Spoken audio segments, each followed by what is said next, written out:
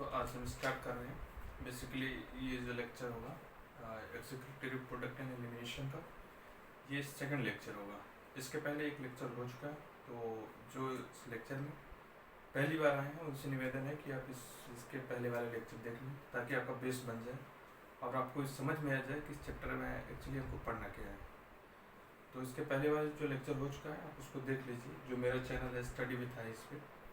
और आज का जो लेक्चर है सेकंड लेक्चर होगा, और इसके पहले जो मैंने कुछ पढ़ा चुका है मैंने उसका थोड़ा सा रिकैप ले लेते हैं कि मैंने पिछले लेक्चर में क्या पढ़ा था।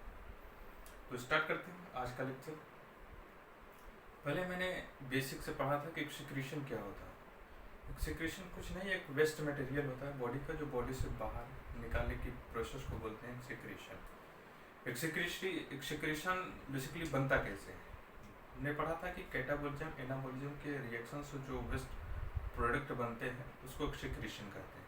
थाउजेंड्स ऑफ रिएक्शंस होते हैं बॉडी में, उसका एनाबोलिज्म और एनाबोलिज्म का मतलब होता है कोई चीज़ बनना, कैटाबोलिज्म का मतलब होता है कोई चीज़ टूटना। एनाबोलिज्म कैटाबोलिज्म की जो प्रोसेस चलती है उसमें वेस्ट मटेरियल्स बनते हैं और बॉडी उसको बाहर निकालती है, उसको बोलते हैं एक्सक्रीशन। जैसे हम मान लेते हैं कि ग्लूकोज ले लिए, ग्लूकोज 6 मॉलिक्यूल्स ऑफ O2 के प्रेजेंस में अगर रिएक्शन कराते हैं तो 6 CO2 और 6H2O प्लस 30 ATP मिलती है।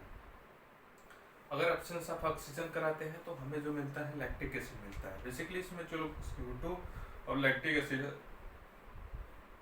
CO2 और लैक्टिक एसिड जो है वो क्या है, वेस्ट मटेरियल से। ये CO2 और waste lactic acid, basically lactic acid कब बनती है, जब हम विगरस एक्सरसाइज करते हैं। जो हमारे मसल्स होते हैं red muscles white muscles, red muscles में तो नहीं बनती क्योंकि उसमें ऑक्सीजन स्टोरिंग कैपेसिटी होती है, उसमें CO2 बनती है। CO2 गैस एक्सचेंज के थ्रू निकल जाती है। बेसिकली जो बनती है वहाँ पे जो बच रह जाती है वहाँ पे वो होती है लैक्टिक एसिड। लैक्टिक एसिड जब वहाँ पे जमा हो जाती है तो जैसे कि हम जिम में जाते हैं फर्स्ट दिन तो हम बहुत सारा एक्सरसाइज कर लेते हैं तो हमें पहले दिन पता नहीं चलता, absence of oxygen, lactic acid बन जाती है वाइट मसल्स में। और सेकेंड नेक्स्ट डे जब जाते हैं तो वो बहुत पेनफुल होता है, बहुत भयानक दर्द होता है जिसके कारण हमारा एक्सरसाइज क्या पूरा जिम करने का ही मन नहीं करता। वो होता है लैक्टिक एसिड। इसके बाद मैंने पढ़ा था कि जो बेस्ट प्रोडक्ट होते हैं, जैसे हमारे बॉडी में अमोनिया बनता है, अमोनिया का डीएमिनेशन होता है। बेसिकली ये जो प्रोसेस होता है ये लीवर में होता है। लीवर में एक साइकिल चलती है जिसको बोलते हैं अर्निथिन साइकिल्स। उसमें जो है अमोनिया को यूरिया में कन्वर्ट कर देता है और यूरिया जो होता है यूरिन के थ्रू बाहर निकल जाता है। किडनी उसको फिल्टर करती है, किडनी फिल्टर करने के बाद यूरिन हमारा यूरिनरी ब्लैडर के थ्रू बाहर निकल जाता है। ऐसे अलग अलग जो है नाइट्रोजनस वेस्ट्स हैं, जिससे पहला मैंने जो पढ़ा था वो पढ़ा था अमोनिया। अमोनिया जो एक्सक्रीट करते हैं उसको बोलते हैं अमोनोटेलिक। अमोनोटेलिक जंतु जो होते हैं, बेसिकली अमोनिया जो होता है वाटर में बहुत ज़्यादा सोल्यूबल होती है। सोल्यूबल होने के कारण ये जो होती है highly large amount of water की रिक्वायरमेंट होती है इसे बॉडी से बाहर निकालने में। ये उन जंतुओं में पाए जाते हैं जो पानी में पाए जाने वाले होते हैं क्योंकि उनमें पानी अधिक मात्रा में उपलब्ध रहता है। सेकेंड बात ये थी कि इसमें कि ये हाईली टॉक्सिक होता है, हाईली पॉइजनस होता है। अगर ये ब्रेन में या कहीं पे एक्यूमुलेशन हो जाए तो इकट्ठा हो जाए तो ये मेंटल रिटार्डेशन यानी सडन डेथ का कारण बनती है, हाईली टॉक्सिक होती है। इसमें जो सिक्रेट करने वाले जो जंतु होते हैं उनका एग्जाम्पल मैंने पढ़ा था कि इसमें जैसे बोनी फिश आती है, टेडपोल लार्वा एम्फीबियंस में आते हैं, ये मैंने एग्जाम्पल पढ़ा था। सेकेंड मैंने पढ़ा था यूरियोटेलिक, यानी कि जो जंतु यूरिया सिक्रेट करते हैं, जो जंतु जो होता है यूरिया सिक्रेट करते हैं उनको क्या बोलते हैं, यूरियोटेलिक बोलते हैं। यूरियोटेलिक बेसिकली उसमें ये अमोनिया और क्या नाम है CO2 से रिएक्शन करने के बाद जो बनती है वो बनता है यूरिया। यूरिया का फार्मूला होता है NH2CO NH2। ये स्टोरेबल होती है, लिस्ट टॉक्सिक होती है as compare to the ammonia. ये उतना टॉक्सिक नहीं होती जैसे जितना अमोनिया होता है, लेकिन होता है ये बॉडी में स्टोरेबल भी होता है। बेसिकली ये ऑस्मोलिटी को मेंटेन के लिए इसका स्टोर भी किया जाता है स्मॉल अमाउंट में, न कि लार्ज अमाउंट में। और इसके एग्जांपल हमने पढ़े थे कि इसमें जो आते हैं एक्वाटिक वाले नहीं है, टेरेस्ट्रियल वाले आते हैं। टेरेस्ट्रियल में जिसमें पानी की कमी रहती है, इसमें आते हैं कार्टिलेजिनस फिश आती हैं, उसमें टेडपोल लार्वा था तो इसमें एडल्ट लार्वा और मैमल्स आते हैं। और थर्ड जो हमने पढ़ा था यूरियोटेलिक। यूरियोटेलिक एनिमल्स जो होते हैं टेरेस्ट्रियल्स वाले होते हैं। बेसिकली यूरिक एसिड जो जिनमें बनता है उसको बोलते हैं यूरियोटेलिक। बेसिकली ये टेरेस्ट्रियल में पाए जाने वाले जीव जंतु, टेरेस्ट्रियल का मतलब वो होता है जमीन पे उड़ने वाले पक्षी वक्षी। बेसिकली जो उनमें बर्ड्स रेप्टाइल्स में मिलता है, ये उनमें जो सिक्रेटरी प्रोडक्ट होता है वो पैलेट के फॉर्म में होता है, यानी कि सॉलिड के फॉर्म में होता है। जैसे आप किसी अगर बर्ड को देखें तो बर्ड का जो सिक्रेटरी प्रोडक्ट होता है वो पैलेट के फॉर्म में होता है। मैंने ये पढ़ा था। और इसके बाद पढ़ा था कि अलग अलग जैसे हमारा फाइलम एनिमल किंगडम में अगर देखें तो अलग अलग जैसे जैसे जैसे जैसे जंतु का डेवलपमेंट होता गया, उनमें अलग अलग एक सेक्रेटरी प्रोडक्ट बनते गए। जैसे कि अगर फर्स्ट सेक्रेटरी ऑर्गन्स की बात करें तो जो प्लेटिहेल्मिन्थस में जो आती है प्रोटोनेफ्रेडिया।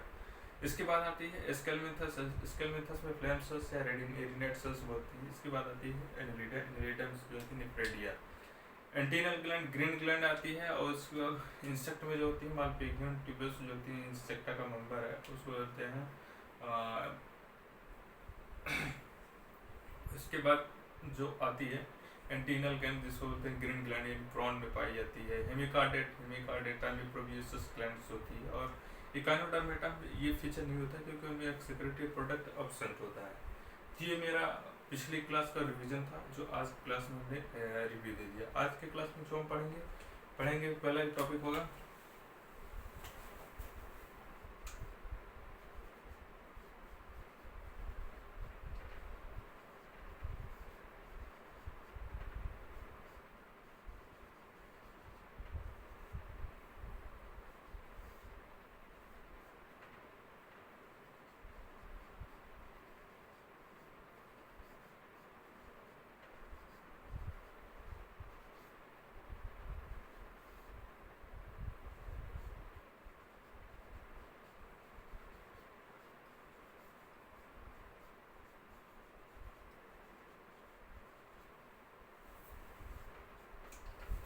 आज का जो मेरा टॉपिक होगा mechanism of maturation. Basically maturation जो यूरिन प्रोसेस होती है वो होती कैसी है।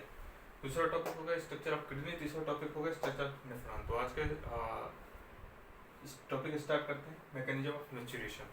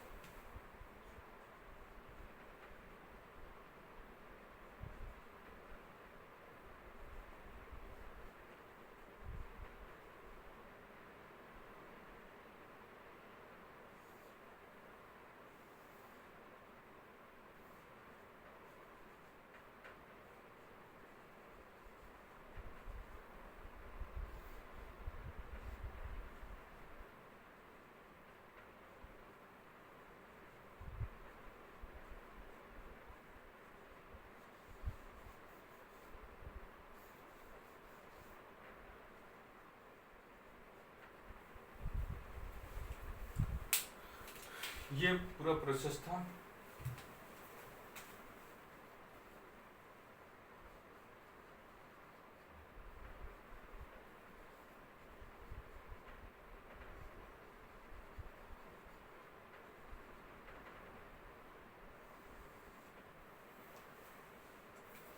Mechanism of maturation. Maturation basically क्या होता है, यूरिनेशन का प्रोसेस क्या होता है। ये हमारा होती है यूरिनरी ब्लेडर, जिसमें यूरिन क्या होता है, स्टोर होता है। इसमें क्या होती है, बाहर बगल बगल में जो होती है स्ट्रेस रिसेप्टर्स होते हैं, ट्रांजिशन एपिथेलियम सेल्स होती है। जैसे जैसे इसमें यूरिन भरता जाता है, स्ट्रेस रिसेप्टर्स जो होता है इसे खींचता तगड़ी से। तो ये स्ट्रेस रिसेप्टर क्या होता है, एक्टिवेट हो जाता है। ट्रांजिशन एपिथेलियम में स्ट्रेस रिसेप्टर्स होते हैं, ये एक्टिवेट हो जाता है। तो ये सिग्नल भेजते हैं कहाँ पे, central nervous system. Central nervous system से कहाँ था, पीएनएस, पैरासिम्पैथेटिक नर्वस सिस्टम।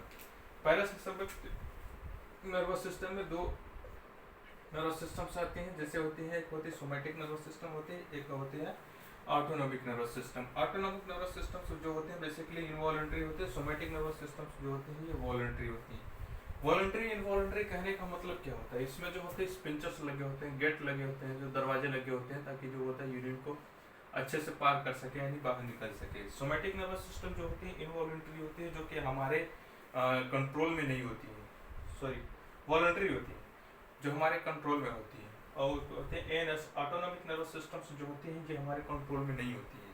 हमारे कंट्रोल में नहीं होती है, इसका मतलब अगर इसको अगर आसानी से देखना हो तो छोटे बच्चों में देख सकते हैं, क्योंकि जब छोटे होते हैं तो उनमें ये चीज़ प्रॉपर सोमैटिक नर्वस सिस्टम ये चीज़ डेवलप नहीं होती है। सोमैटिक नर्वस सिस्टम डेवलप नहीं होती है, उसमें उनमें ऑटोनॉमिक नर्वस सिस्टम्स होती है। वो क्या करते हैं कि जैसे ही यूरिनेशन उनको मतलब लगता है तो उनसे कंट्रोल नहीं होता है, रुकता नहीं है, वो हो ही जाता है। अब यही चीज़ जो होती है, जैसे जैसे बच्चा डेवलप होता है यानी बड़ा होता है, तो सोमैटिक नर्वस सिस्टम्स डेवलप हो जाती हैं, तो अपने क्या नाम है कि यूरिन को स्टोर करके रख सकता है, यानी कि अपने मनचाहा मतलब कर सकता है। ये चीज़ बच्चे में नहीं होती, क्योंकि बच्चा अगर सो भी रहा है तो देखो कि यूरिन कर सकता है, वो यूरिन कर देता है। तो ये चीज़ उनमें नहीं होती, सोमैटिक नर्वस सिस्टम से नहीं होती है, ऑटोनॉमिक नर्वस सिस्टम से डेवलप होती है। बाद में जो होती है ऑटोनॉमिक नर्वस सिस्टम कन्वर्ट हो जाती है किसी सोमैटिक नर्वस सिस्टम में, बेसिकली ये रहती है। इसमें क्या आती है, पैरासिम्पैथिक नर्वस सिस्टम्स आती है, इसमें क्या आती है sympathetic nervous system. Sympathetic nervous systems क्या करते हैं, dilation of smooth muscle in urinary bladder. Urinary bladder में क्या करते हैं, स्मूथ मसल्स को डायलेट करके रखती हैं। पैरासिम्पैथेटिक नर्वस सिस्टम्स क्या करती हैं, contraction of urinary bladder. Parasympathetic nervous systems ये एक्टिवेट होते हैं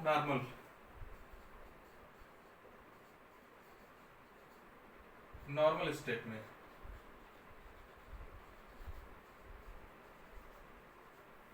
ये तब एक्टिवेट होते हैं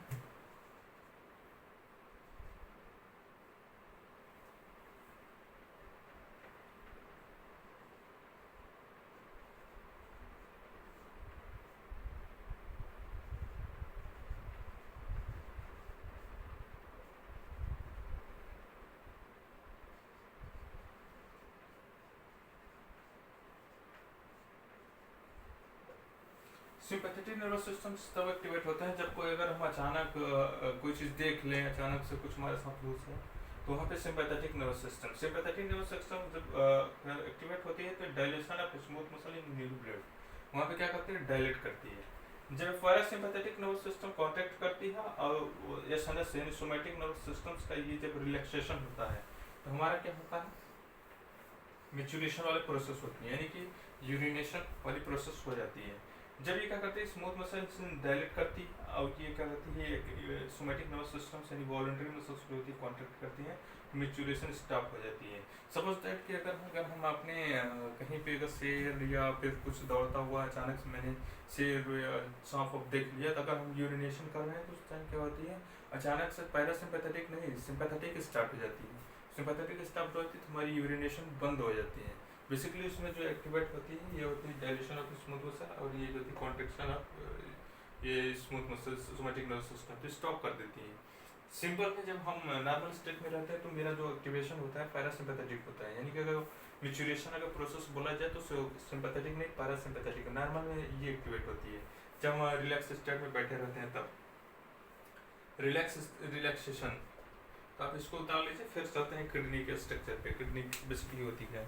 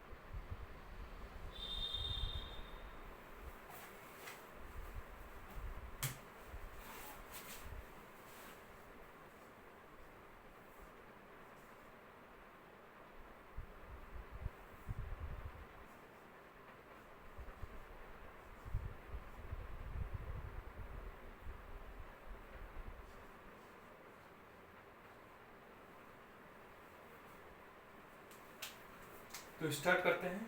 किडनी, किडनी की पोजीशन क्या होती है?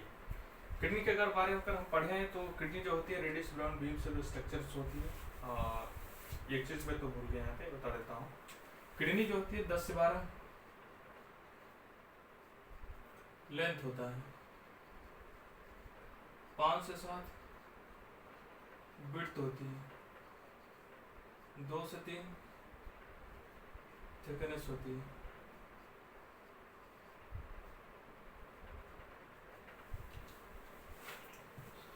Reddish brown bean cell structures होती है, प्रेजेंट लास्ट थोरेसिक थर्ड लंबाई, यानी इनर वॉल में होती है, लास्ट थोरेसिक थर्ड लंबाई। यानी कहने का मतलब ये कि जो हमारी जो किडनी होती है ये हमारी फ्रंट साइड में नहीं होती, बैक साइड में होती है, डॉर्सल इनर वॉल से जुड़ी होती है, यहाँ प्रेजेंट होती है, यहाँ पे इनर वॉल में होती है, जिसको बोलते हैं रेट्रोपेरिटोनियल।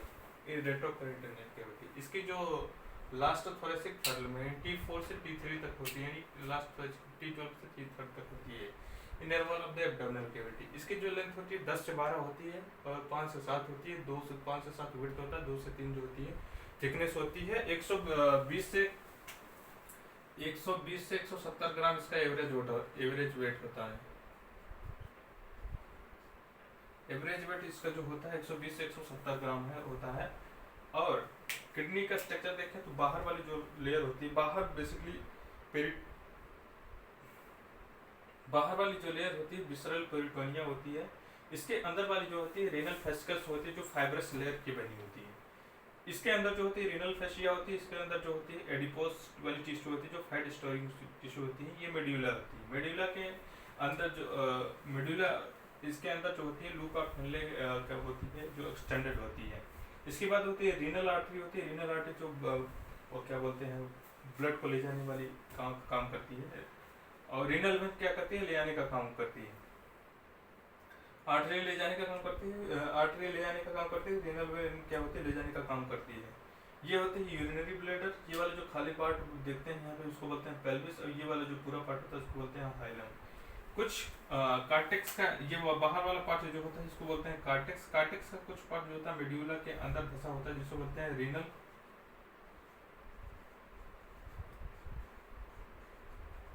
Renal column of बर्टनी।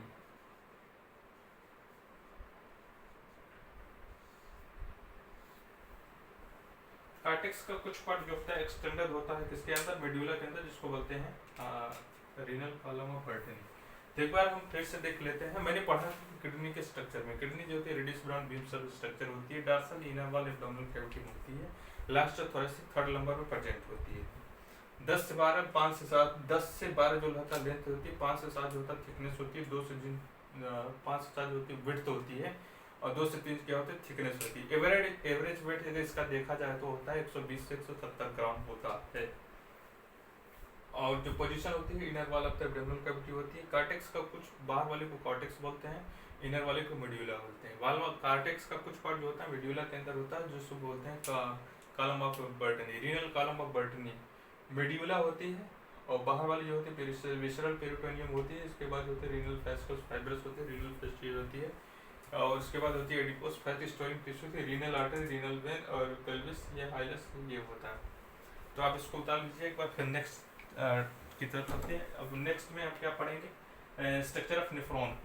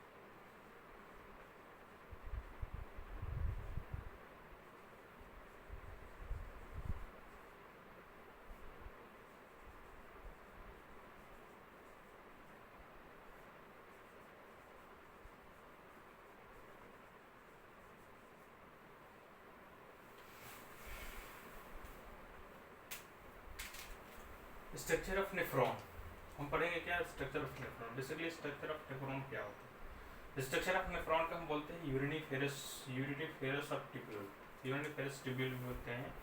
ये 10 लेख होती हैं इस किडनी में, 10 लेख होती हैं इस किडनी में। कहने का मतलब ये कि जो होता है 1 मिलियन होती है प्रत्येक किडनी में। दोनों किडनी को मिला करके बोलते हैं 2 मिलियन ऑफ नेफ्रॉन, यानी 20 लाख नेफ्रॉन्स जो होती है दोनों किडनी को मिला करके बोलते हैं। ये होता है किडनी के अंदर होती है कॉर्टेक्स, कॉर्टेक्स के बाद होती है मेड्यूला। मेड्यूला के अंदर हम स्ट्रक्चर देखते हैं तो क्या मिलता है? मेडुला के अंदर अगर स्ट्रक्चर देखते हैं तो जो होती है बोमास कैप्सूल्स होते हैं, बोमास कैप्सूल के बाद होती है पीसीटी, पीसीटी के बाद होती है loop of Henley, loop of Henley जो कि डीसीटी, डीसीटी के बाद कलेक्टिंग डक्ट, कलेक्टिंग डक्ट से होते हुए जो होती है माइनर कैलिक्स, माइनर कैलिक्स के बाद माइनर कैलिक्स, माइनर कैलिक्स के बाद मेजर कैलिक्स, मेजर कैलिक्स के बाद क्या होते हैं पेल्विस, पेल्विस का वो पार्ट होता है जहाँ पे कॉमन चैम्बर खुलते हैं। पेल्विस के बाद आती है हाइलस, हाइलस वो पार्ट होता है किडनी का जहाँ से सारी यूरिनरी ब्लैडर बाहर से निकलती है। उसके बाद आती है यूरेटर, यूरेटर के बाद यूरिनरी ब्लैडर, यूरेथ्रा, यूरेथ्रल के बाद यूरेथ्रल मेड से बाहर निकल जाता है। ये पूरा हमारा स्ट्रक्चर ऑफ नेफ्रॉन का पूरा स्ट्रक्चर था। आप अगर इसको देख लें और उसको उतार लें, काफ़ी अच्छे से मैंने डिटेल में बता दिया। और एक चीज़ यहाँ पे क्वेश्चन पूछता है कि structure of nephron, structure of nephron को बोलते हैं यूरिनिफेरस ट्यूब्यूल। इसमें क्या क्या आते हैं? रेनल ट्यूब्यूल्स आते हैं और क्या बोलते हैं ग्लोमेरुलस आते हैं। ग्लोमेरुलस कुछ नहीं होते हैं, क्या बोलते हैं उसको नेक्स्ट में देखते हैं, पहले इसको उतार लीजिए।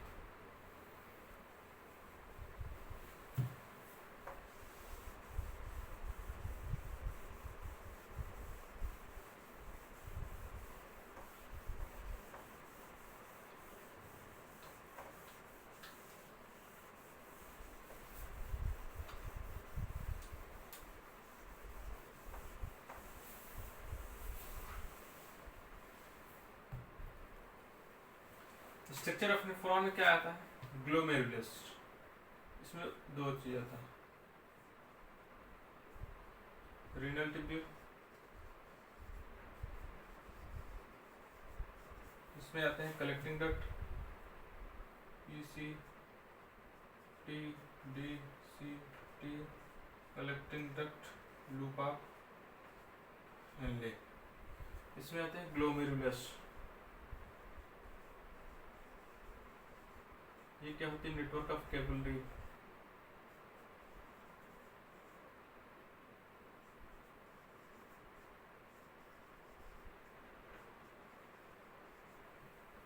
इन दोनों को मिला करके बोलते हैं मालपिग्मेंट ट्यूब्यूल्स।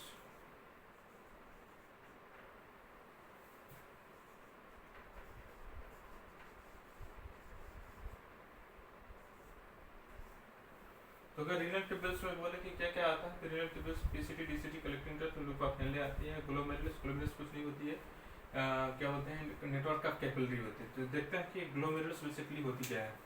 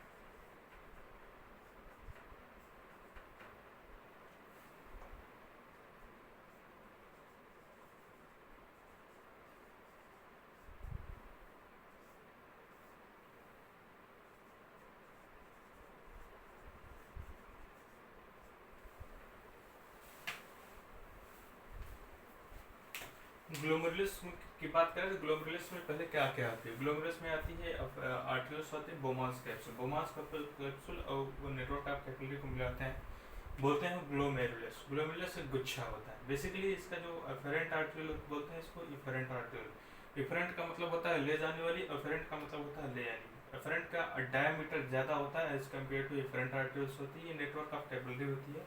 ये बोमांस कैप्सूल्स होती है। बोमांस कैप्सूल्स के जो बोमांस कैप्सूल और नेटवर्क ऑफ कैपिलरी के बीच में जो होती है पोडोसाइट सेल्स होती है, जिसको बोलते हैं filtration slits. Basically afferent arterial का डायमीटर ज़्यादा होता है, अफेरेंट आर्टरियल का डायमीटर कम होता है। वो ले जाने का काम करती है, ले आने का काम करते हैं। यहाँ से जब ब्लड आता है तो भारी मात्रा में आता है, और यहाँ से जब ब्लड जाता है तो थोड़ी मात्रा में जाता है। कहने का मतलब आता जाता है, जाता कम है। जब आता जाता है ज़्यादा कम, जाता कम है, तो इसका मतलब ये है कि कहीं न कहीं की जब जा कम रहा है या तो कोई कुछ न कुछ तो यहाँ पे मतलब ब्लड का कोई पार्ट जो है रुक रहा है। तो ये कहने का एक मतलब ये है कि यहाँ पे फोर्स लगता है। फोर्स किससे लगता है? क्योंकि पूरी तरीके से जितना आता है उतना जा नहीं पाता, तो एक फोर्स लगता है, जिसके कारण जो होता है यहाँ पे ब्लड का फिल्ट्रेशन होता है। फिल्ट्रेशन किसके थ्रू होता है?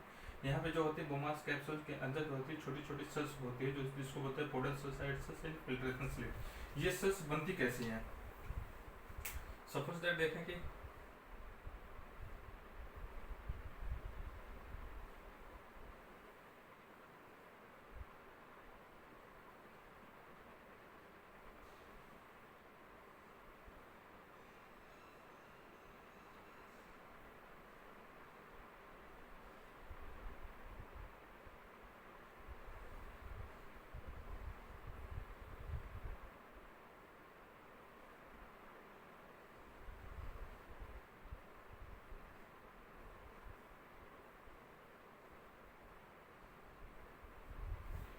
कि अगर चीज हम कंटिन्यूस देखें तो यहाँ पे एक छोटा छोटा स्क्वायर टाइप जो होता है ये होल बच रहा है, जिसको बोलते हैं पोडोसाइट सेल्स, यानी इसको बोलते हैं फिल्ट्रेशन स्लिट।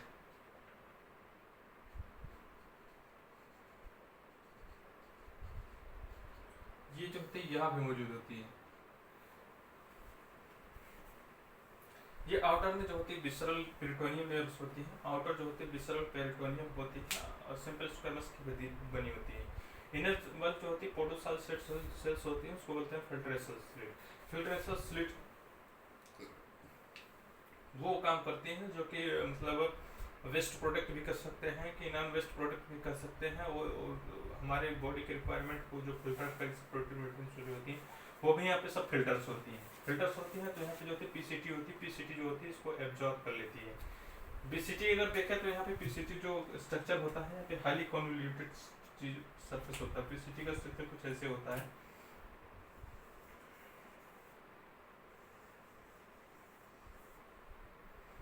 यहाँ पे देखें तो यहाँ पे अगर इसको निकाल करके अगर देखें तो कुछ ऐसे होता है।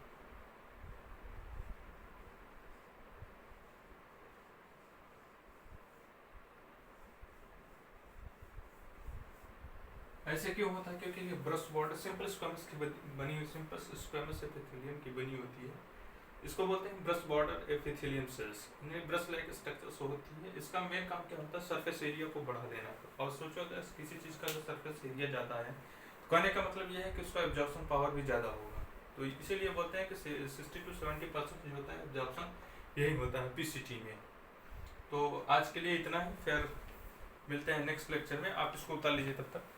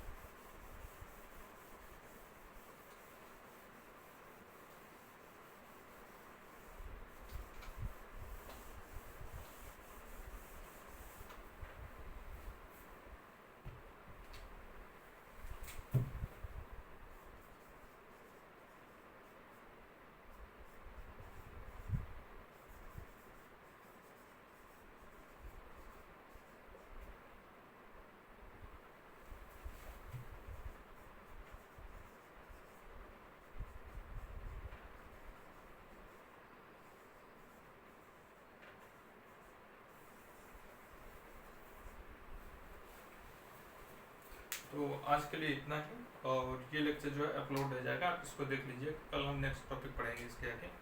तो अगर जो है चैनल पे नया हो तो आप इस चैनल को सब्सक्राइब कर लीजिए, स्टडी विद आयुष, ताकि अब तक जो है नोटिफिकेशन जा सके, आप इस लेक्चर को अटेंड कर सके। तो थैंक यू, आज के लिए इतना ही, ऑल द बेस्ट।